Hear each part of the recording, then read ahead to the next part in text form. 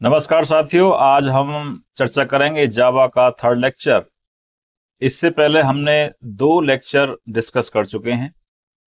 First lecture था history of Java और second lecture था आपके सामने Java version history. So today I discuss about Java flavours. Java flavours का मतलब साथियों यहाँ पे मतलब ये है कि जावा के कौन कौन से वर्जन फ्लेवर के अकॉर्डिंग का उसका टेस्ट चेंज हुआ। कि सबसे पहले हम कोर जावा की बात करें, दोबारा फिर हम एडवांस जावा की बात करें, फिर हम मोबाइल एंड्रॉइड की बात करें, तो वो कौन कौन से फ्लेवर हैं साथियों, देखिए आपके सामने। So first one Java SE, second one is Java EE and third one is Java ME. So इसको पढ़ाने का उद्देश्य ये है कि आप ये समझ पाएंगे कि जावा के अंदर जो फ्लेवर्स हैं कि कोर जावा में क्या पढ़ेंगे हम, ईई में हम क्या पढ़ने वाले हैं, एमई के अंदर क्या होता है, उसका थोड़ा सा सिलेबस हम डिस्कस करेंगे कि इसमें क्या क्या कंटेंट में आता है। कोई कहे कि मुझे फुल स्टैक वर्जन पढ़ना है तो वो एक डिफरेंट केस है, बट मैं भी जावा के फ्लेवर आपको बता रहा हूं। Okay, so first one is Java SE. इसकी फुल फॉर्म होती है Java standard edition core Java. So if I talk about core Java, Java introduction, oops concept, control flow statements, exception handling, file handling, IO stream मतलब input and output stream, ये सारे के सारे core Java के अंदर आते हैं। Multi threading आप कोर जावा के अंदर पढ़ेंगे साथियों। कलेक्शन फ्रेमवर्क्स, कलेक्शन की बात करें, एरे हो गया, लिस्ट हो गया, स्ट्रिंग हो गया, ये सारे के सारे आप प्योर कोर जावा में पढ़ने वाले हैं। एक कोर जावा में आपका जीयूआई भी आता है, ग्राफिकल यूजर इंटरफेस, जो कि आपने, जो मैं आपको डेमो प्रोजेक्ट करा रहा हूँ वो जीयूआई में ही करा रहा हूँ साथियों, जिसमें हम AWT कंट्रोल्स पढ़ते हैं। ओके, उसके अंदर हम बहुत से लेबल हो गए, आपके बटन्स हो गए, चेक बॉक्स हो गए, दीज आर ऑल थिंग्स, इनको हम उसमें पढ़ने वाले हैं। सेकंड फ्लेयर आता है इसको Java EE. This is a very very important flair, बहुत पॉपुलर है, बहुत लंबे समय तक चला है, अभी भी चल रहा है, कहीं ना कहीं चलता है ये, if I talk about company also. So Java enterprise addition, advance जावा के अंदर 2 टेक्नोलॉजी आप पढ़ने वाले हैं। पहले को बोलते हैं सर्वलेट, आपने सुना होगा सर्वलेट। ओके, इट मीन्स, इसका मतलब होता है सर्वर साइड प्रोग्रामिंग। अभी तक जो हम कोर जावा में कोडिंग कर रहे हैं वो प्योर क्लाइंट साइड प्रोग्रामिंग होती है, इसमें सर्वर का इस्तेमाल नहीं कर रहे हैं हम। If I talk about servlet and JSP, both are called server side programming.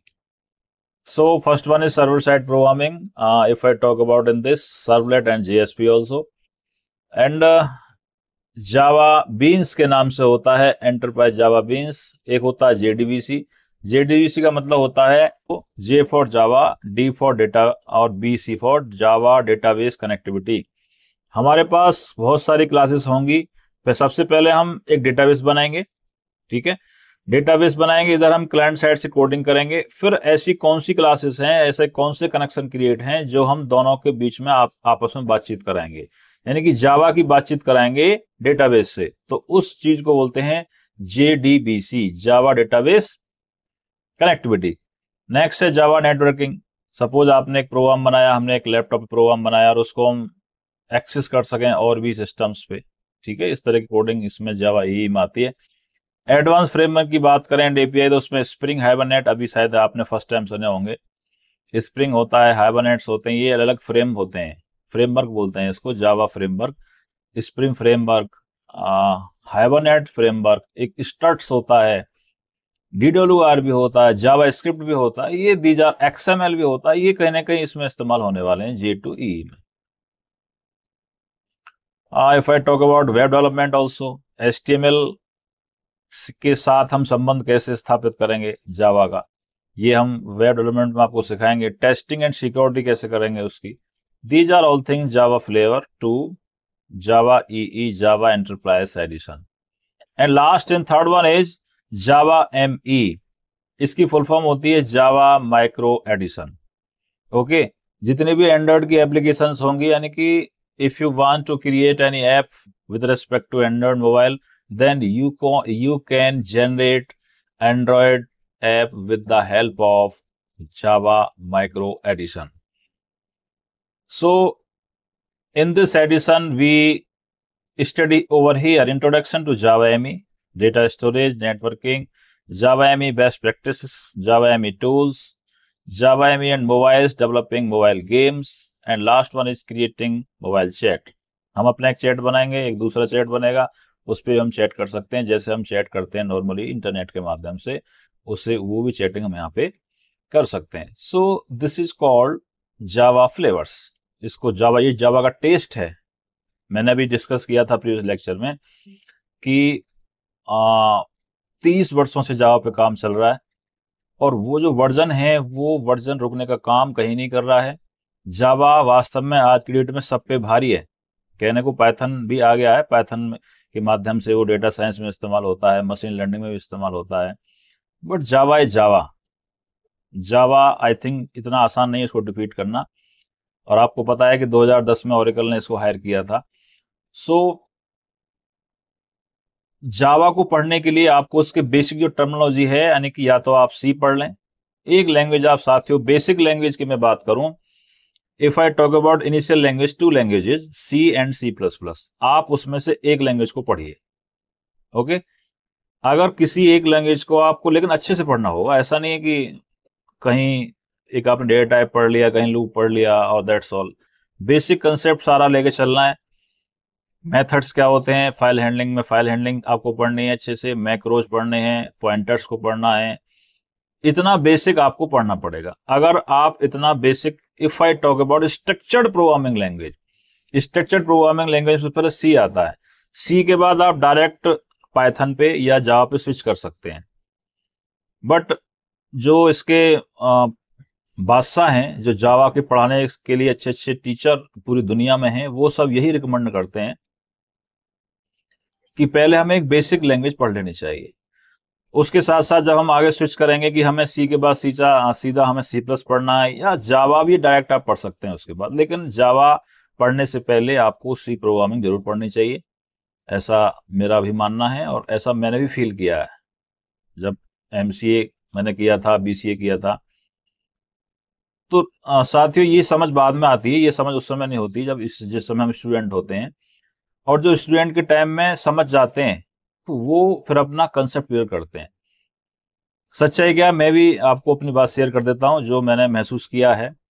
सच्चाई ये कि जैसे हम BCA या MCA कर रहे होते हैं तो माइंड में एक क्वेश्चन आता है, हमें जॉब मिल जाए तुरंत, है ना. ये और जॉब सबका एक सपना भी होता है कि जॉब हमें लगनी चाहिए. बट साथियों प्रॉब्लम क्या है कि हम बेसिक चीजों को पढ़ते नहीं हैं और हम फटाफट आगे बढ़ जाते हैं लाइफ में. BCA सेकंड ईयर में एंटर हो गए, थर्ड ईयर में चले गए. वही स्टूडेंट यहाँ से उठ के फिर MCA में चला गया, MBA में चला गया. अब अगर उसको अपने एक कैरियर को बनाना है, यानी कि उसको लैंग्वेज की दुनिया में जाना है, आगे सॉफ्टवेयर की दुनिया में आगे बढ़ना है, तो वो जो बेसिक चीजें उनको पढ़ता नहीं है. और जब वही बालक 3 साल करके ग्रेजुएशन डिग्री लेकर निकलता है, या आप कहिए कि टीचर, कहीं कहीं कॉलेज ऐसे भी होते हैं जहाँ टीचर हो सकता है कि ज्यादा पुश ना करें, भाई तेरी इच्छा है, तुझे पढ़ना पढ़, नहीं पढ़ना मत पढ़. कुछ टीचर ऐसे भी होंगे जो बहुत ज्यादा प्रेस करेंगे आपको पढ़ने के लिए, भाई आप पढ़िए, और उस समय हो सकता है हमारे समझ में ना आए. तो बहरहाल मेरा जो मेन उद्देश्य बताने का ये है कि हम बेसिक चीजों पे ज्यादा ध्यान दें. और अभी बहुत जल्दी ऐसा ना सोचा कि हम तुरंत BCA 1 साल करें, 2 साल करें, तुरंत जॉब ले लें. थोड़ा सा पेशेंस रखिए. मार्केट में जब आप जा रहे हैं, आप इस इंडस्ट्री में जब आप एंटर करेंगे, तो आप जब बेसिक कंसेप्ट लेके जाएंगे, जो मूल कंसेप्ट है वही आपसे पूछेगा. कभी आपसे ये नहीं कहेगा तूने BCA किया है तो तूने बहुत बड़ा प्रोजेक्ट कहीं बनाया होगा सेकंड ईयर करते करते या फर्स्ट ईयर करते करते. ठीक है, हमने एक इनिशियल लेवल पे स्टार्ट किया, हमने एक प्रोजेक्ट क्रिएट किया, हमने कोड जावा में बनाया, एडवांस में बनाया, सर ये हमारा थीम है. तो बट हमारा क्या है कि वो हमसे बेसिक चीजें ही पूछेगा. उसके कंसेप्ट आपसे पूछेगा, फ्रेमवर्क आपसे पूछेगा, मल्टी थ्रेडिंग आपसे पूछेगा, लूप्स में आपको फंसा देगा कहीं भी. These are all things. दूसरा, आपकी जो माइंड की जो प्रेजेंस है उस पर ध्यान देगा. तो साथियों मेरा आपसे अनुरोध है कि आप बेसिक चीजों को आप पढ़िए अच्छे से. Learning process is never ending process. जितने भी दुनिया के टीचर आपको पढ़ाते हैं, मैं भी आपको एक पढ़ाने का प्रयास कर रहा हूं, तो कहीं ना कहीं वो उस चीज को पहले तपते हैं, उसका अभ्यास करते हैं बार बार कि हम जब मंच पे जाएं या हम फ्रंट पे जाएं या हम यूट्यूब पे जाएं तो हम अपना बेस्ट से बेस्ट दें. और ये रियलिटी है कि टीचर का ये अपने आप में एक ये मोटिव भी रहता है कि मैं जब तक सेटिस्फेक्शन ना हो जाऊं, यानी किसी चीज को मैं बार बार पढ़ रहा हूं टीचर स्टूडेंट्स को पढ़ाने के लिए, तो कभी ना कभी तो पढ़ना पड़ेगा साथियों। पॉइंट क्लियर है? टीचर भी पहले पढ़ेगा, कभी ना कभी तो लाइफ में पढ़ेगा, स्टूडेंट लाइफ से पढ़ के दोबारा से उसको पढ़ेगा, चीजों को बार बार रिक्रिएट करेगा, प्रोग्राम्स छोटे छोटे बना के देखे जाएंगे, फिर वो डिस्प्ले किए जाएंगे। तो ऐसे ही आपको भी करना पड़ेगा। और लाइफ में विदाउट मेहनत, यानी कि मेहनत तो करनी पड़ेगी आपको, वो क्षेत्र कोई भी हो। ये हमारे माइंड पर डिपेंड करता है कि मैं अगर 2 घंटे पढ़ता हूं या 3 घंटे पढ़ता हूं तो मेरा माइंड ऑफ प्रेजेंस क्या है, मेरी कैपेसिटी क्या है, हर किसी व्यक्ति को पता है। ओके, मुझे पता है कि मेरी कैपेसिटी क्या है। मुझे कोई टॉपिक अगर बच्चों को डिस्प्ले करना है, डिलीवर करना है, तो मुझे कितने घंटे पढ़ना है। हो सकता है जिस टॉपिक को मैं पढ़ाता हूँ, कुछ बहुत सारे दुनिया में टीचर ऐसे हैं जो हो सकता है कि 10 मिनट पढ़ें आपको पढ़ा दें, बट मुझे उन चीज़ों को 1 घंटे 2 घंटे पढ़ना होता है। सो ये सबका माइंड का प्रेजेंस है। कुछ लेबोरियस होते हैं, जैसे मैं अपनी बात करूं तो मेरा जो माइंड है वो शार्प नहीं है, तो मुझे बार बार मेहनत करनी होती है आप लोगों को डिलीवर करने के लिए। और जिन टीचर्स का माइंड शार्प है वो बहुत शार्पनेस से पढ़ाते हैं आप। तो ये डिपेंड करता है कि हम जो तैयार कर रहे हैं अपना लेक्चर, वो अपने स्टूडेंट को डिलीवर कर पा रहे हैं या नहीं कर पा रहे हैं। सीधा पॉइंट ये है कि हम जो स्टूडेंट को देना चाह रहे हैं वो हमारी बात को समझ पा रहा है या नहीं। अगर उसकी समझ में आ रहा है तो उसके लिए आप अच्छे टीचर बन जाएंगे। ओके, और आप अच्छे से समझ रहे हैं तो आप हमारे भी प्रिय स्टूडेंट बन जाते हैं। सो ये आदान प्रदान है, प्रक्रिया है कि हमने आपको कोई टास्क दिया, आपने उस टास्क को पूरा किया। कुछ आप में स्टूडेंट ऐसे हैं जो उस टास्क को पूरा बहुत जल्दी कर लेंगे, 5 मिनट के अंदर, 10 मिनट के अंदर, या कोई उसमें 2 दिन भी लेके चले जाते, तो लेजी भी होते हैं, है ना। सो ये लाइफ में चलेगा, लेकिन आपको पीछे नहीं हटना साथियों, आपको बढ़ना है आगे। आपको लर्निंग प्रोसेस जीवन भर नहीं छोड़नी है, चाहे वो किसी भी क्षेत्र में आप जाएं। आप राजनीति के क्षेत्र में जाएं, आप सॉफ्टवेयर की दुनिया में जाएं, आप बिजनेस की दुनिया में जाएं, आप अपना घर का कोई बहुत बड़ा फार्म हाउस खोलें, या और कोई जो भी काम कर रहे हैं ना, हमें उसमें साथियों, ये मैं अपना अनुभव बता रहा हूं आपको, ये आपको लर्निंग प्रोसेस करना ही पड़ेगा। और एक क्षण जब आ जाएगा, वो क्षण जब आपको मिल जाए कि जब मैं जिस काम को कर रहा हूं तो मुझे उसमें आनंद आ रहा है ना, अंदर से आई एम एक्साइटिंग, मुझे इतना एक्साइटमेंट है, ये जब फील आपको हो, चाहे आप टीचर हो, चाहे आप स्टूडेंट हो, चाहे आप एक बड़े किसान हो या छोटे किसान हो, वॉट एवर, चाहे आप मजदूर हो, जो भी जिस लेवल पे आप हैं, जब हमें जिस दिन ये माइंड में क्रिएट होगा कि मेरे अंदर वो भाव जागृत हो रहा है मैं जिस काम को कर रहा हूं, और हमें फील होगा कि मैं वास्तव में इसी काम के लिए बना हूं और इस काम को मैं बेस्ट से बेस्ट कर सकता हूं। अगर कहीं आपको किसी तरह की दिक्कत है तो जो आपके सीनियर्स हैं, आपके घर में पेरेंट्स हैं, आपके माता पिता हैं, या जिस टीचर को आप मानते हैं कि हाँ ये सर मेरी हेल्प कर सकते हैं, मैं ये नहीं कह रहा हूं कि मैं ही आपकी हेल्प करूंगा, दुनिया में कोई भी व्यक्ति, वो कोई भी व्यक्ति टीचर हो सकते हैं, जहां से हमने इंटर किया है पास, हम वो हमारे टीचर हो सकते हैं, हमारे रोल मॉडल। सो उन्हें हमें उनसे बात करनी होगी। और देखना, जब आप बात करेंगे ना, तो आप किसी के पास, किसी फैकल्टी के पास या किसी सीनियर्स के पास आप अपना प्रश्न लेके जाएंगे ना, अगर उसको प्रश्न का उत्तर नहीं आएगा तो साथियों मैं दावा से कह सकता हूं कि उस प्रश्न का उत्तर देने का प्रयास करेगा, क्योंकि वो आपका सीनियर है या टीचर है, उनसे आपने क्वेश्चन पुटअप किया, झकझोर दिया आपके क्वेश्चन ने, तो टीचर जो टीच करते हैं, आपको पढ़ाते हैं, पक्का आपको कहीं ना कहीं सॉल्यूशन देंगे वो, या कोई किसी, अगर खुद नहीं समझा पा रहे हैं तो किसी का रेफरेंस देंगे कि भाई ये चीज मेरे कंट्रोल में नहीं है, आप उनसे पढ़िए एक बार। ये है लर्निंग प्रोसेस। ओके, सो कहीं आप बोर ना हो गए हो तो ये इसी चैप्टर को यहीं पे फिनिश करते हैं, और आगे हम नेक्स्ट लेक्चर लेके आएंगे, जावा के फीचर्स हम पढ़ेंगे, फिर आगे धीरे धीरे हम बढ़ेंगे आगे। प्रयास करेंगे कि आप अगर इनिशियल लेवल से कोई विद्यार्थी पढ़ रहे हैं तो आपके समझ में आना चाहिए कि ये जावा के 3 फ्लेवर में किस किस फ्लेवर में कौन सा टेस्ट है। Okay, so thank you very much. हमें राय प्यार के, फिर मिलेंगे चलते चलते, फिर मिलेंगे चलते चलते। जय हिंद, जय भारत।